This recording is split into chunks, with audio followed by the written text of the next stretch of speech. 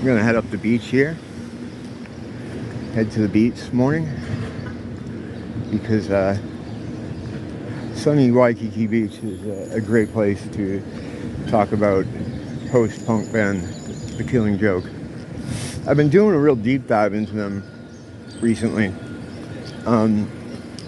I described myself a couple videos back when I was talking about the review of their new single as a casual fan. And I say I'm a casual Killing Joke fan in the same way I like to tell religious people I'm not a Christian, even though I follow a lot of the dogma, and I'm a God guy for the same reason. That's what I tell them, because there's a lot of Killing Joke lawyers, just like there's a lot of Bible lawyers where they're just waiting to correct you, about what you said wrong. So they'll, probably anger some of those people in my little Killing Joke rap here.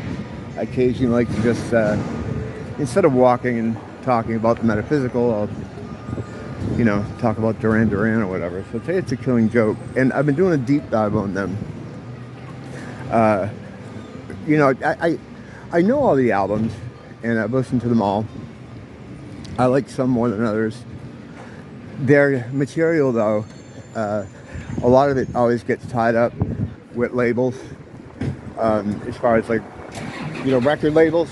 So if you're listening to them on streaming, records will come and go.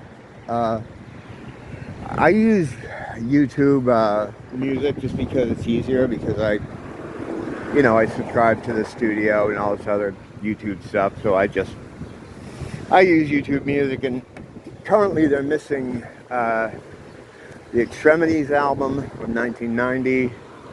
They're missing Fleet Descent, and a couple others. But then they'll come back out of nowhere. So it's kind of frustrating. I like the idea of non-physical media just because of its convenience. But even if you do pay a subscription, you are left up to the whims of if it happens to be there or not, or whatever contract they have in place with a label or a company for their music. Things can just vanish, Again, though, I bought every album from every band I like in various formats over the years, and I like having a physical collection. But when you move, which I occasionally do, it's kind of a pain in the ass. But yeah, other than that, they have most of them. So I've been going through them, and concurrent to listening to this stuff, I'm also looking at a lot of Jazz Coleman interviews over the years. Really interesting stuff. I mentioned the other night about something about him.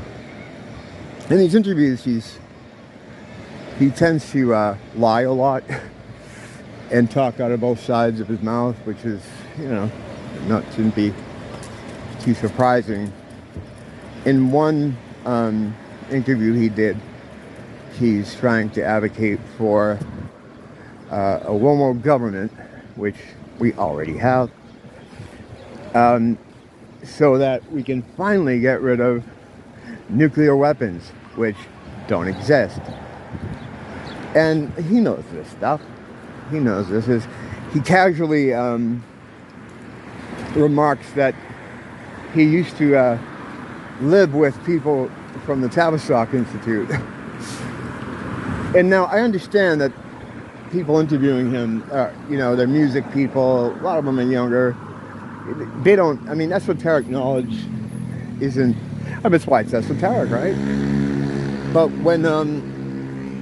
when he drops a line like, yeah, and I used to live with these people from the Tavistock Institute, it's like, what do you mean you used to live with them? Did you share a flat somewhere? Or did you split in the fucking cable bill? Like what? Like that things, if that was me talking to him, it would never be. Things would come to a screeching halt. Like, wait, what do you mean? What do you mean you lived with people from the Tavistock Institute?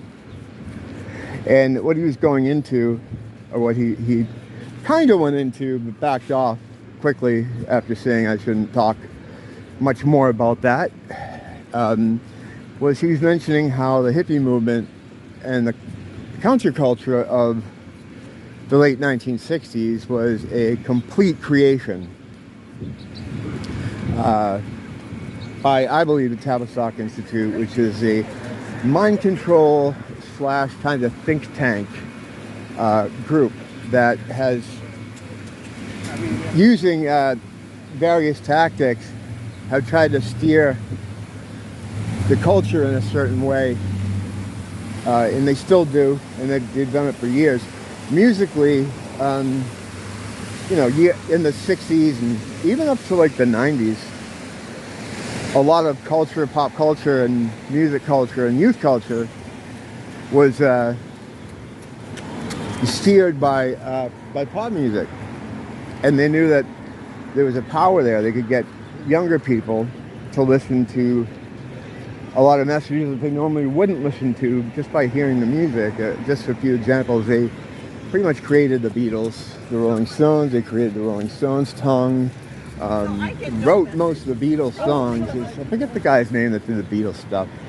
But Grateful Dead was a whole operation of theirs. The whole counterculture, the term hippie, they invented that whole movement, and then they made the counter to the counterculture, which would be like the anti-hippie people, which would be Frank Zappa, whose parents worked on the literal MK Ultra. A lot of the characters from the 1960s, the Jim Morrisons, the Janis Joplins, are all the sons and daughters of high-ranking military people that were involved in really crazy shit, a lot of mind control stuff. Jim Morrison's dad was the guy who was involved in the Gulf of Tonkin incident, which was a false flag that started the Vietnam War. Admiral Morrison is a Navy guy. So, high up. He just happens to be the dad of Jim Morrison, right? It's bizarre. But you'll find this throughout that whole roster. Crosby, Stills and Nash, Hendrix. It's almost like the people that are running the show, quite literally. They're like, okay, we need this kind of person. Oh, I'll have my daughter. She wants to be a singer. We'll have her be this character. We'll have her be Janis Joplin. And that's kind of how they did things. I don't think they're spending a lot of time doing that anymore, that kind of stuff. And a lot of that particular Joplin Doors thing all came out of Laurel Canyon. Mamas and Papas, all that kind of stuff. But it was everyone from that scene musically all had parents that all worked together and knew each other. There's a lot of information about this online if you know where to look. There's a guy that wrote a book about it who was killed because of it. Forget his name. I should probably remember it. That's a goddamn shame that I don't remember his name. It's probably, sometimes when I walk out here, it's just I got the wind blowing through my ears, blowing. It's billowing my brain. But yeah, it was all created by this think tank. But as time has gone on with the internet coming to prominence, it's harder to control a large group of, say, young people through music because there are so many different ways to get it, and music's so fragmented.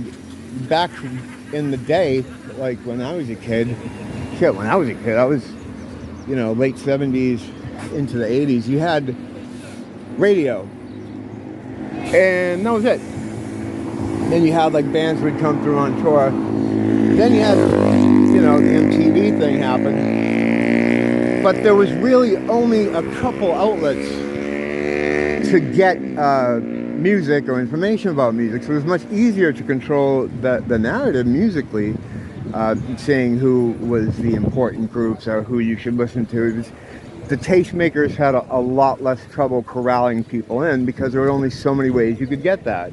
It's not like now where if you have an interest in something, like you can just go and do a deep dive on it. You know, you had radio, magazines, and later the video element. I mean, before that you did have music on TV, but it was like specialized programming.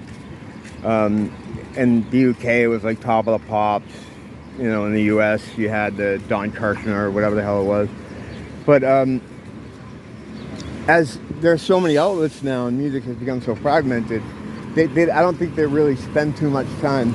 I think the last, well, looking at music, I know this got away from Killing Joke, but looking at music, you can see the musical movements over the past, 50 years or whatever. After the last successful one, and from my opinion anyway, was the Grunge Movement. And that, of course, was, a cultural thing as well, but a lot of that was, a lot of the record companies were happy to do that at that time because it was almost like firing senior management and hiring younger people at less money to get the same thing. Like for the cost of a David Coverdale in 1989, you could get a Leigh Stanley and a Chris Cornell, and maybe even like the guy from Mudhoney or something. Like the money could be spent to do the same job,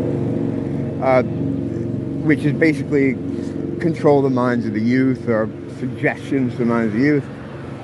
And you didn't have to pay these guys who over time become less beholden to you. As their success grows, they can become independent. So they kind of wiped that whole thing out, that whole like hair metal or hard rock or whatever you call it, and replaced it with grunge.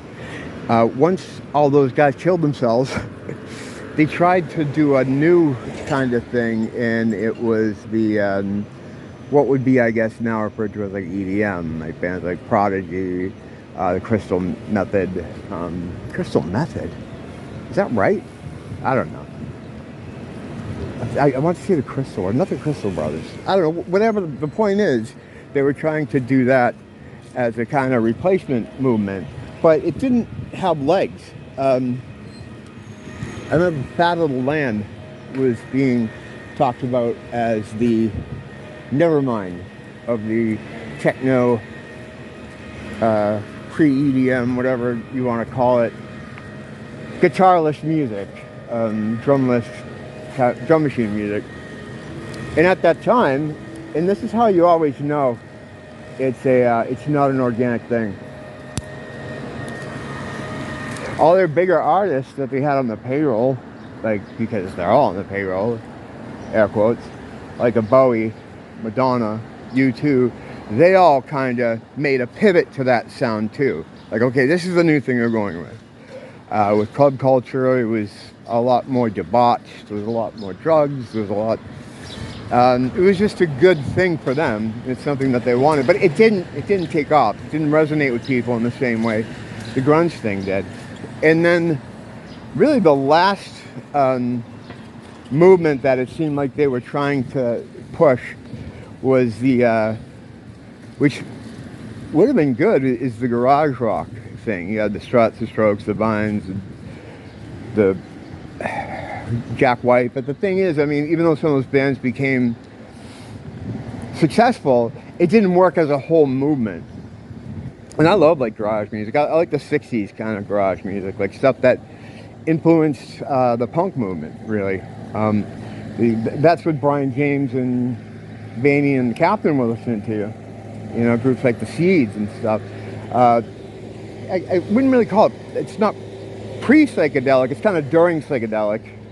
But that's kind of what they were trying to do as an idea. And that also didn't really catch on.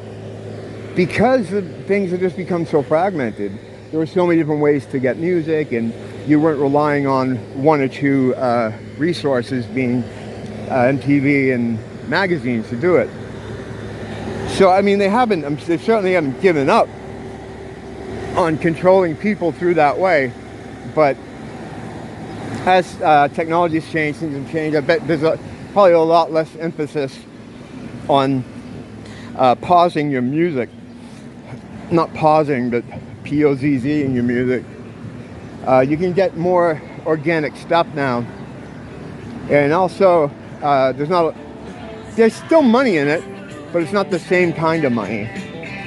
It's still, the music industry is still trying to get its equilibrium together. You know, they had many, many years of plenty. You know, I mean, they were, when you're charging a kid $18 for a $2 CD, maybe it even cost less to produce them, you know, it's much different than the complete drop-off in physical media. But they still, I mean, it isn't like there's a way they can't control it, because they run everything. Everything goes through them. You know, them being whatever you want, make up the creepy lineup on your own. It kind of doesn't matter who the minions are. The will be done through whoever they can get it to move through. And that's how it works. Like, it moves through people. Like, yes, there may be a reality to it. Like I was mentioning for example, the Jack Sparrow versus Mera thing going on now, where they were talking to a guy that Depp was a fan of his artwork. So they, I hope my thumb isn't in this fucking thing. So instead of just buying a painting from him, he sort of became an IRL Patreon, where he put the guy up in a place rent-free and paid his expenses so that he could produce art for this art show. Sure, that happened in the personal. I mean, if you talk to that guy, I'm sure he'll tell you that's exactly what happened. And I don't think any of them are thinking that there's some dark force guiding their hand, but there is. It works through them. It runs scripts autonomously through people. It's not even like a personal thing. It doesn't really choose these people. It's just always trying to, it's like, how do you describe it? It's always trying to get out. It's always trying to move in any direction it can. And when it sees an opening, like the Sparrow Bee Mera thing, it just floods into that. It leaks into that. It's like, you know, a crack in the dam. And the dam's like, oh, we can go this way. It does it autonomously. Much in the same way that spiritual harassment occurs. Gang stalking is a bit more organized in the physical. They have a budget for it. I've linked a video quite a few times of a kid from Southern California that went to apply for a job. They were paying them in gift cards. He did mention there were $100 gift cards out. But when you're hiring that level of idiot, a lot of things can go wrong for you. Especially if you're someone like me who's used to dealing with idiots. I do sometimes spurg. I dropped the spaghetti recently, and it was a bit of a quagmire. I touched upon it a little bit, but I'll get more into it at some point. And that brings me back to Killing Joke, because I think I was possessed by them for this specific incident. I mean, I don't know what else to call it. I mean, I was influenced by it, or I don't know. I feel like whatever spirits they have, or whatever entities they have circling their transom, I ended up being engaged with one. And we bought a house in Poconos, had 2 kids, and lived happily ever after. No, stuck in a situation with them, you know. And some of the stuff, though, that happens to me, like in the year I've had this channel almost, I haven't even really gotten into any of the good stories. I mean, really, or the crazy out there experiences, because I feel like I have to build up some kind of rapport with whoever's watching my stuff. I can't just lay the shit on. But I don't know. I mean, because a lot of it takes a lot of backstory and build up I guess, I mean, I could just come out and say, hey, this is what happened, but I don't know, I think it has, well, there's a believability kind of problem. Like, even when I hear fantastical stories about supernatural experiences from people that I trust and believe, there's still this little voice in you like, that's bullshit. And, I mean, it's not your conscious mind doing that, it's your subconscious that's been drilled in there. So when you hear words like spiritual or magic or demons, you're instantly, you think of the Sci-Fi Channel and a bunch of stupid shit. Or a lot of people do anyway. I mean, that's what it feels like. So when you use these words, you get hamstrung in trying to, tell a story or explain a concept. You're starting from behind the line. It's like you can't. It's hard to be taken seriously because we just don't have a set terminology for some of this stuff. I borrow a lot of stuff from Matt. I'm always using the inner tuning fork thing because occasionally someone will come up with a good term and you got to use it. I was watching this conference about angels, and this guy there, the speaker, had a great name for them to call them. I forget what it was. But what he was endeavoring to do was to keep it from having to use the actual term angel, because when you do that, it immediately conjures up images that really don't have anything to do with, a lot of times, what the actual phenomenon is, and it hamstrings you. That's why I only briefly touched upon the angel thing. I forget what he called them, but it was good. If I find it, I'll write it on the screen here. But yeah, but those are real, just as demons are real. It's just that it's the name. When you use the term demons, you sound crazy, right? I mean, you sound like a nut job. There's a guy, James Hargreave. He's an Oasis fan that runs an Oasis YouTube channel, and he was talking about how he, when he was younger, he was involved in what he called a cult, which it sounds like it. It was like a Christian cult where they would sort of, during masses, instead of just doing the regular praying and singing hymns and being usually generally quiet, they would whoop and holler and dance around and do all kinds of stuff that sounded to me more like a satanic thing. He got out of it, and now he's an atheist, and I can understand why. But what they were saying to him, what they were teaching him, and what he was saying is like, yeah, these people thought that demons were everywhere, and they're just out there in the air waiting to come in and corrupt you. That's 100% true. That's 100% true. But he got this information from some wackadoos that, while they were correct, were doing some really kooky stuff. So it turned him off from ever hearing any kind of conversation about that. I wouldn't try to tell him that, no, James, that stuff is all real. But, these people are just assholes. How do you do that? It's really hard to explain these concepts to people, these ideas to people. It's become almost impossible. Like, for me, I don't even try to do it. I try to just talk to people that already understand and try to exchange information and ideas to try to make things better for us, or to gain a better understanding of it.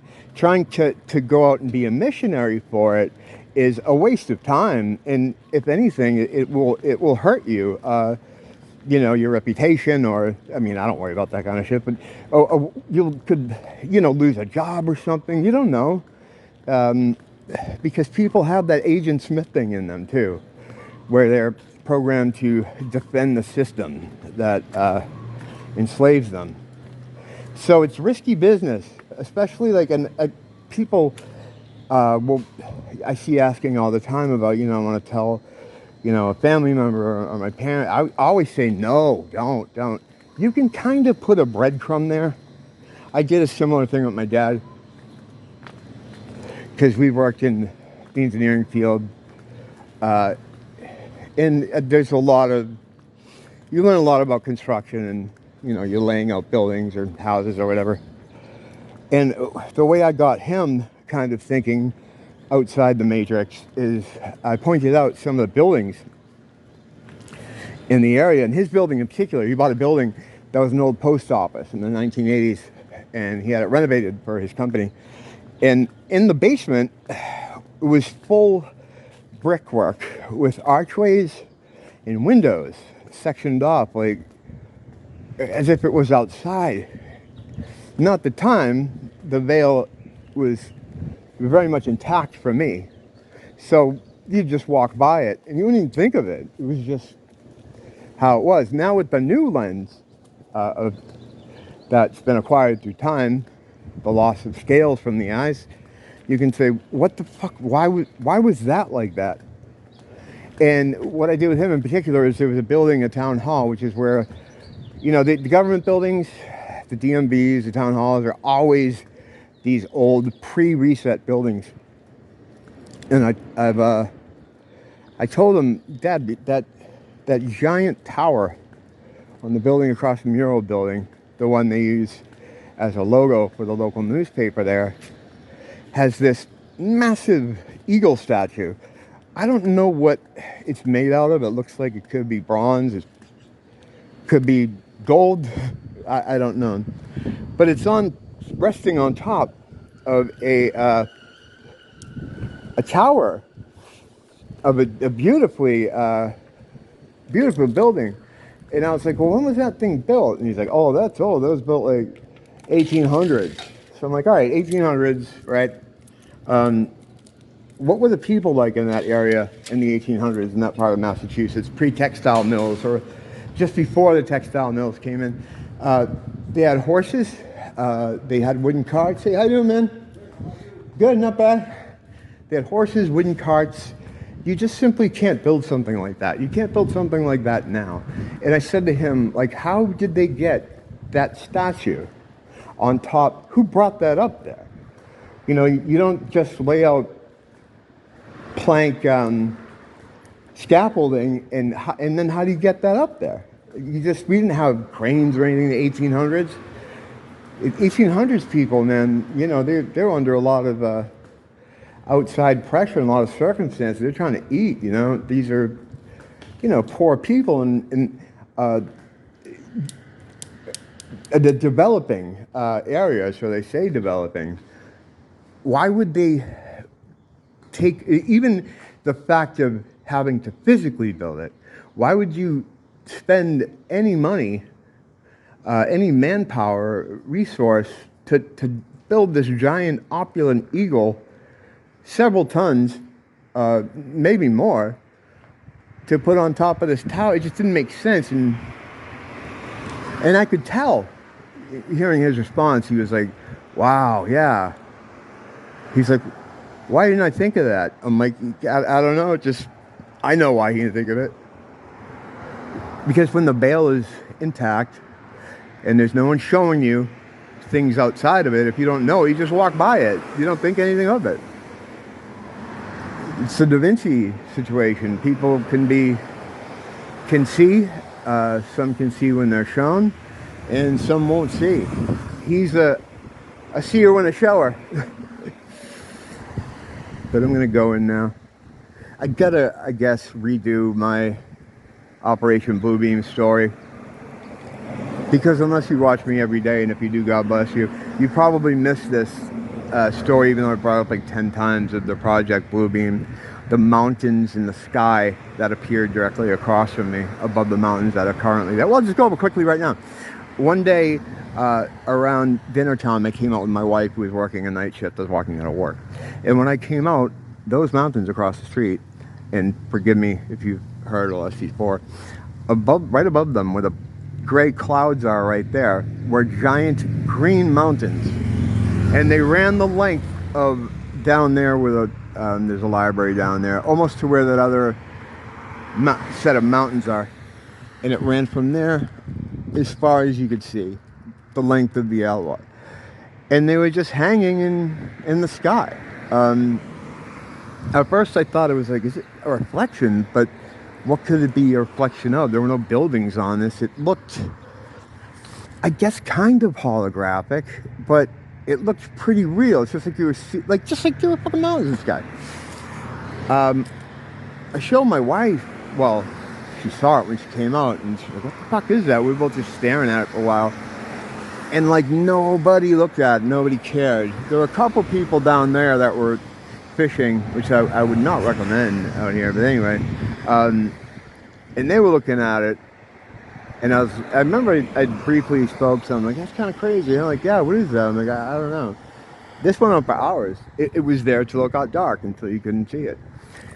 You would think that it would be like crowds of people like gawking, and no, people just kind of wandering by. So at the time I couldn't understand how you couldn't see that and be a little bit freaked out by it. But the way the veil thing works is it doesn't make things invisible to you. It makes you just not recognize the oddness of them. Like when I used to do research in towns, I'd have to go and pull out old books from to do research in these town halls. Some of these books were so big that you need two men to move them and turn the pages. It was like books made for a giant. We never talked about this. We never said, hey, isn't this weird? Even though we were using them ourselves. It was right there. Until you're shown that it's odd or shouldn't be there, it's not invisible, you just don't see it. Like I use a lot the Michelle Obama example, where when she came out dancing on Ellen, I used to not see anything except the first lady doing a goofy dance. Now when you look, you can see the penis, that dangling, banging, bouncing back and forth between her legs there as she's dancing, or as he's dancing. Big Mike. I did a video recently where Barry and Big Mike were having dinner in the building I was shooting outside, which is kind of weird that I didn't feel the evil. I didn't get any spider sense, which kind of worries me. But I think people at that level, they have all sorts of magical protection, so that they keep themselves hidden in a way, so you wouldn't feel anything. You wouldn't feel the dread, because they can control that field of energy. I know this was supposed to be a killing joke, but I've got way off way off the range here. I'm sure I'll talk a lot more about them again. I've been doing a deep dive on them, so they'll pop up, but I'm gonna go inside and take the first of like 5 showers. Don't blame the teacher, blame the school.